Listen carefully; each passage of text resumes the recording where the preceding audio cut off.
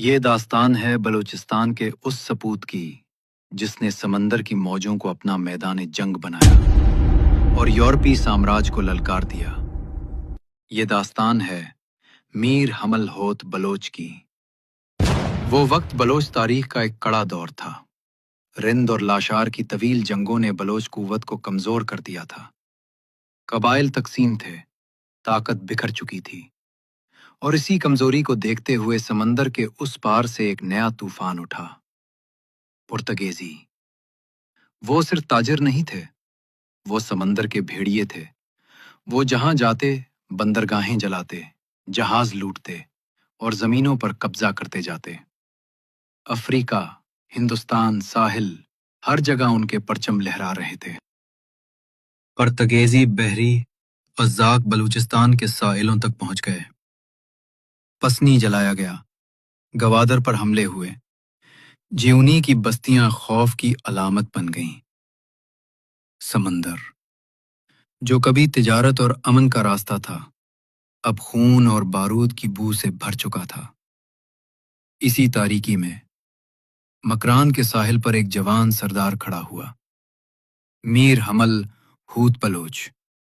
وہ صرف حکمران نہیں تھا، وہ اپنی سرزمین کا محافظ تھا، وہ اپنی قوم کا سپاہی تھا۔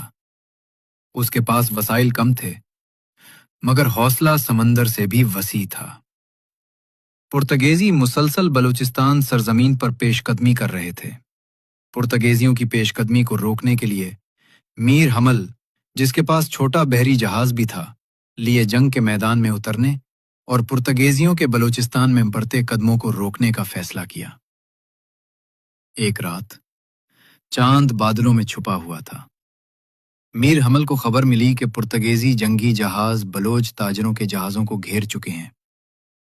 میر حمل نے اپنے ساتھیوں سے کہا، اگر آج ہم نے سمندر کو دشمن کے حوالے کر دیا تو کل ہماری زمین بھی محفوظ نہیں رہے گی۔ وہ اپنی چند کشتیوں کے ساتھ سمندر کی طرف روانہ ہوا۔ جب بلوچ کشتیوں نے پرتگیزی جہازوں کا سامنا کیا تو دشمن کے پاس بھاری توپیں تھیں اور بلوچوں کے پاس صرف ہمت۔ پرتگیزی توپیں گرجیں، سمندر میں آگ برسنے لگیں۔ اسی دوران ایک توپ کا گولہ میر حمل کی کشتی کے قریب پھٹا۔